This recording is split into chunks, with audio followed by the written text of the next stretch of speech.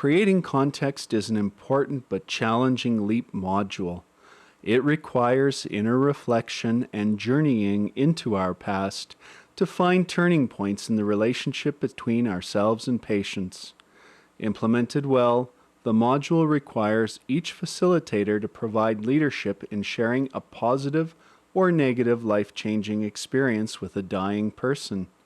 This segment reviews key processes to assure the module is used consistent with its intended design. We're going to travel a little bit inwards, because I think that's where we need to start when we at the bedside of someone who's dying and their families, is we need to get to know ourselves, I think, as well as we can before we're able to journey with them. So we're going to start off by sharing, the three of us will share with you some stories, and these are our own personal stories of why we do palliative care and why we've got into palliative care.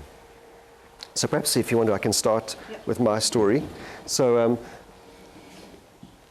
when I first, when I did my medical degree in South Africa, I received not a single hour of education around caring for the dying. And it wasn't just South Africa, it's universal, it's around the world. About 14 years ago, I ended up in a small town in Manitoba. And it was in the winter, and this one particular day, I walked into my office and there was a young man who was in his mid-40s, was sitting with his wife in the office, and he looked quite uncomfortable. And I asked him what I could do for him. I'd never seen him before in the office. It was the very first visit to my office, and he said he was on morphine 5 milligrams 3 times a day. And do you know what my response was? And this is about 14 years ago. My response was, "I'm sorry, I can't take up your morphine anymore because you'll become addicted."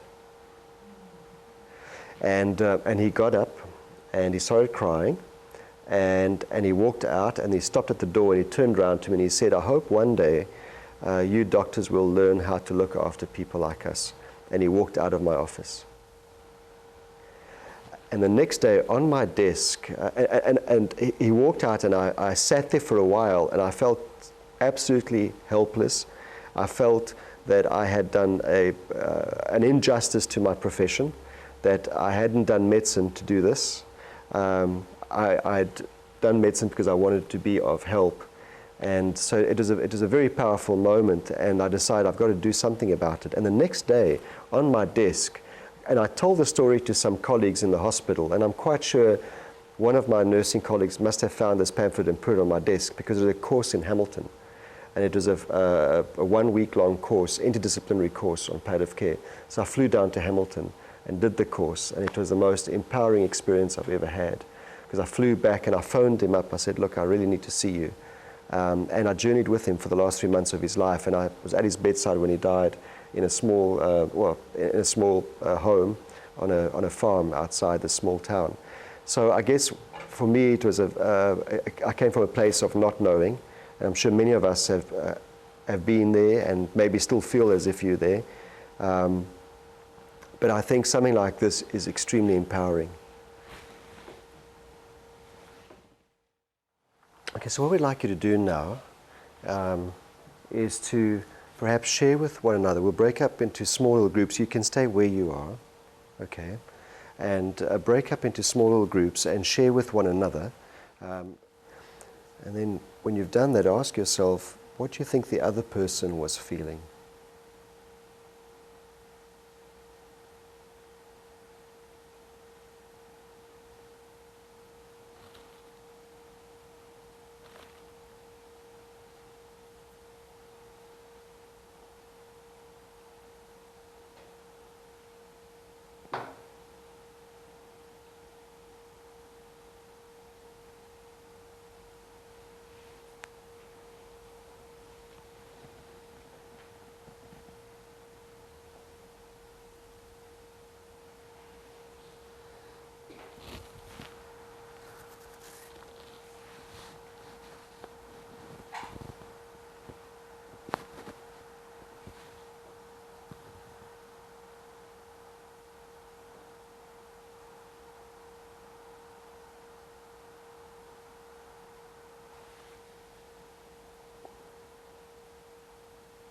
Just give you another half a minute or so.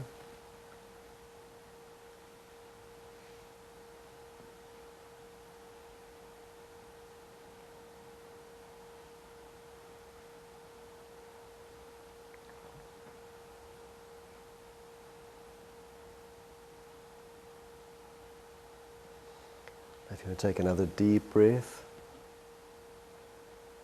and center back in the room. And what we're going to do now is we'll break ourselves up into small little groups. So there'll be the three of you, then the three. Once you can do the three here, and then the four here, if that's okay. Then that's the three of you, three, three, and two. Okay. Now, what we'd like you to do is, and you only do this if you are comfortable doing so.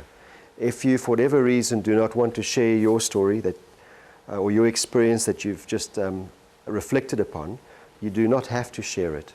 So you only share if you're comfortable doing so. Okay? And if your turn comes up, you can say to your colleagues, pass. Okay? But what I'd like you to do is to share with one another, and we'll put aside about 7 or 8 minutes.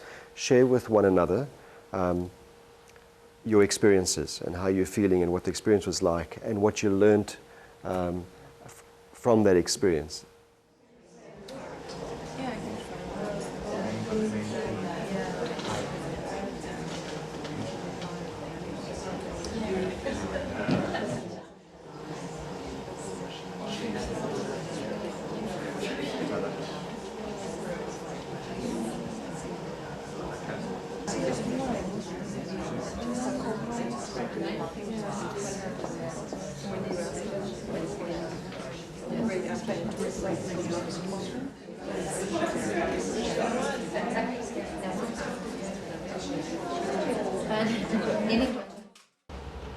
Makes you realize how final it is, and just the way it happens is. Any other feelings? We're talking about it's very difficult and painful to see someone suffer. That's a big one, isn't it? What should we call that? The pain of journeying. Think about the other person. And what do you think that other person was feeling?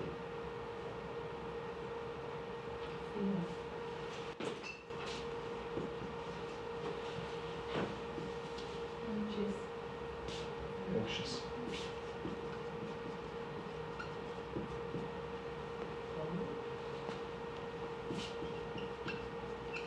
It's unique to your experience, so it's right. Whatever you say is right because it's your experience, as long as you don't make it up, right?